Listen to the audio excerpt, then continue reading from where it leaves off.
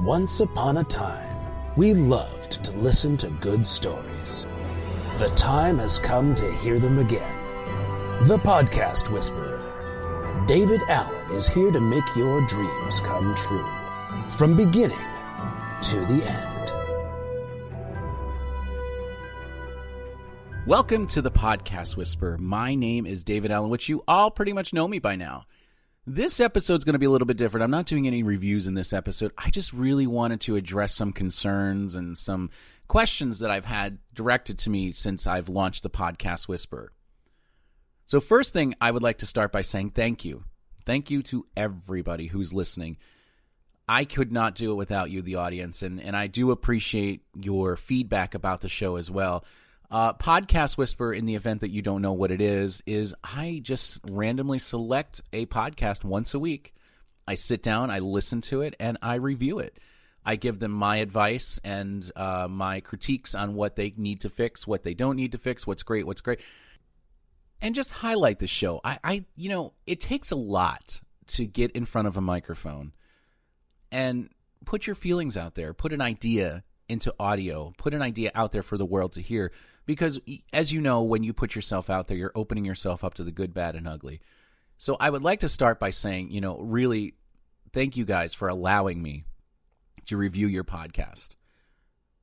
I haven't heard a bad one yet. Not that I'm looking for one, but I haven't heard one bad one yet. Because mostly, it's just simple fixes, usually like an intro or maybe the quality of your podcast.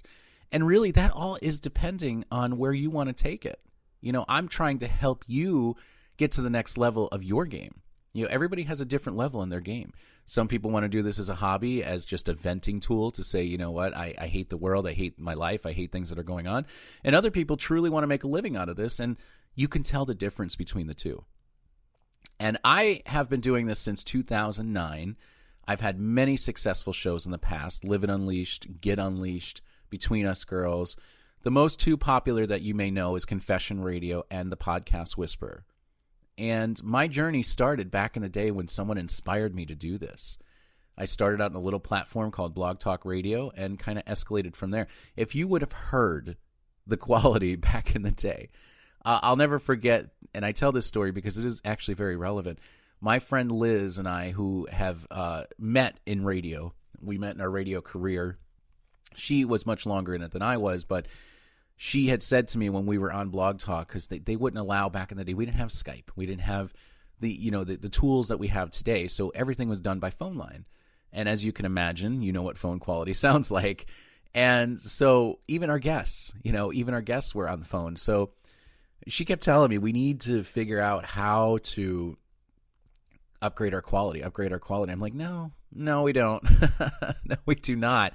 It's the content, Liz, the content. Well, she was right. The moment that we upgraded our quality is when we started getting the calls from Sirius, when we started getting the calls from sponsors and things like that.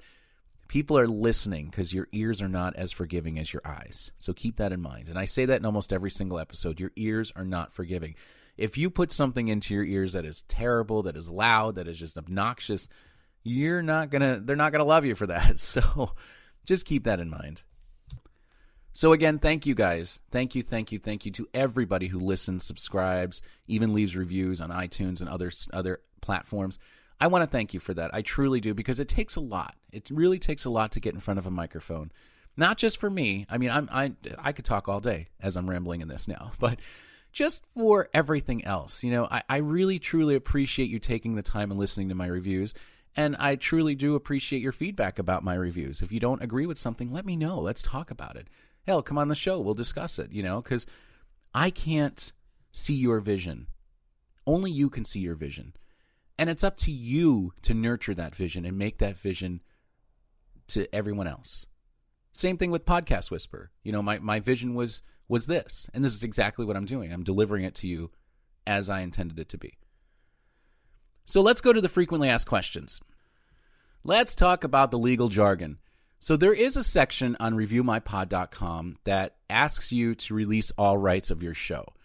The number one question I get about that is, so you can use our library of music or shows, whatever you're hosting or producing that time, for free.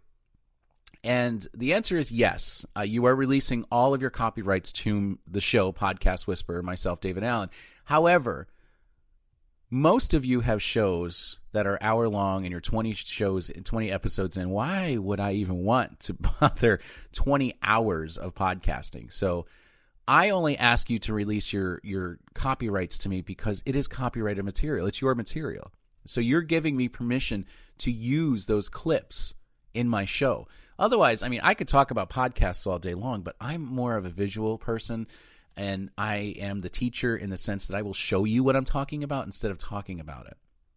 So I ask that you agree to that simply because this is copyrighted material. This material is owned by you. So I can't technically take it, record it, and use it in my show without your permission.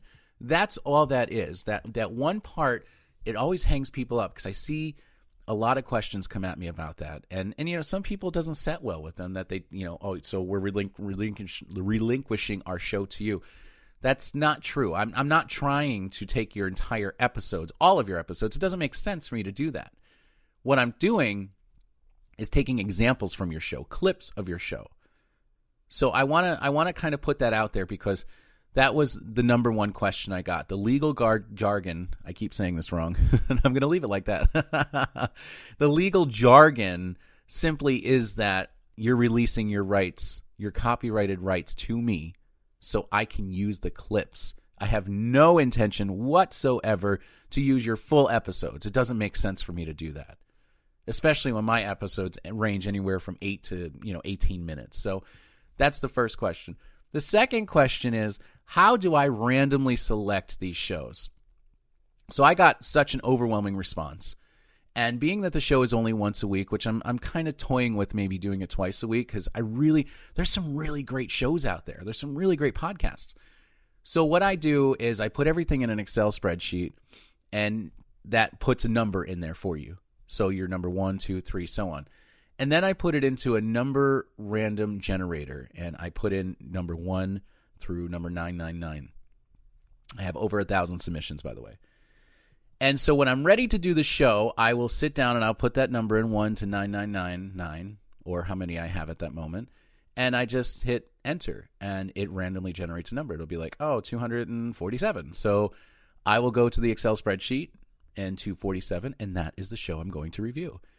There's no particular rhyme or reason. I just been randomly selecting them as I said I was going to in the beginning.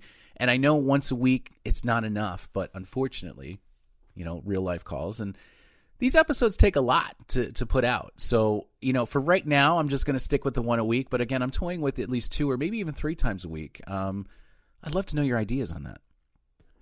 The show is growing, and I've already been approached by a potential sponsor, which, again, would not have happened without you, the listener. And the basis of the show isn't really to make money. The basis of the show is really to help spread my knowledge, my trials, my challenges throughout, my history of podcasting, but also to learn. Some of the shows I've reviewed actually have given me some really great ideas and, how-tos and what not to do and what to do. And so this is also a learning experience for me as well. And I just want you guys to know that I'm not listening to your show to critique them. I'm listening to learn, because not only is it broadening my expertise, but it's also broadening my library. Listening to some of these shows, because I have subscribed to every single podcast that I have reviewed. So, that tells you something right there. And I never used to listen to podcasts. One of the things I wanted to discuss as well is mindset. I don't want anybody ever to get in the same mindset that I had been in for these, past couple of years. When you're doing podcasting, you have to listen to other shows. You have to listen and do some research. It's not a question of why. It's a question of why not. Why aren't you listening to somebody else? Why aren't you listening to your competition, seeing what they're doing? Because it's all about niche these days. People are going to listen and how they discover you and your quality and your audio and your content. There's so many things stacked against you right from the start. So when you sit in front of that microphone, you're already an uphill battle. You're already fighting it. You're fighting an uphill battle because, again, quality, content, niche, who's going to listen? So don't do this for the listens. You are going to be the only person marching in your band to start. Let me just say that. When you start this, don't advertise to your friends and family because they're not going to support your vision. They're going to support you and go, "Oh, that's cool. You're on the radio." Oh, so how's the kids? So that's how the conversation is going to go. They're not here to support your vision. The people in your niche are here to support your vision. The people that want to hear what you're delivering is here to support your vision. Those are the people that you need to really, really focus on and zone in on and hone in on because, again, your family's great, friends are great, but they don't get it, especially if they don't listen to podcasts. If you have friends in a circle of friends and family that listen to podcasts, absolutely, you're gonna run into that. Great. That's they're subscribed, they listen, they review. That's awesome. But most of the time, you're gonna find that they're not very helpful. No offense. Another thing is that we get in the mindset of I'm gonna do it my way, and that's okay. That's exactly what podcasting is all about. But it's really a good idea to listen to what other people are doing and kind of learn from them. And that's how Podcast Whisperer was developed. To be honest with you, I had an unsolicited review of Confession Radio that cut really deep. I thought I was an expert. I thought, oh my God, I'm listening to these other shows. I'm like, how in the world do they get sponsors and I can't? This is ridiculous. This is bullshit is what it is. And then I got that review. And I was like, holy shit. Holy shit. This guy's serious. So, don't mind the background noise. It's a very busy day today. So, what I'm saying is this is completely unedited and raw, is just be open to ideas. Be open to what people are telling you to do. And constantly, you always have to research. With podcasts coming up these days, I'm telling you right now, it is going to be great. You are going to make so much money off this you wouldn't even believe. And when you think that people are not listening, even if you have one listen, this is very important. Even if you have one listen, you have to understand you've changed that one person's life. And that's what it's all about.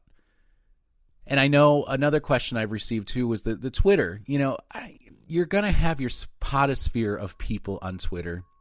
You're going to have to figure out how to get out of that. But here's the good news. Let's say that you have 1,000 followers on Twitter and, another podcast show retweeted your tweet about your show and they have another 1,000, followers. There's a potential that 2,000 eyes have been on your product already. So don't think of it as it's just a constant circle of, podcasters retweeting your stuff, which it is. It truly is. But there's ways to get out of that. I mean, you can certainly advertise it as such to Twitter ads and things like that if you're willing to spend money. I personally have never done any of that. I've always done word of mouth, purely organic, even followers and things.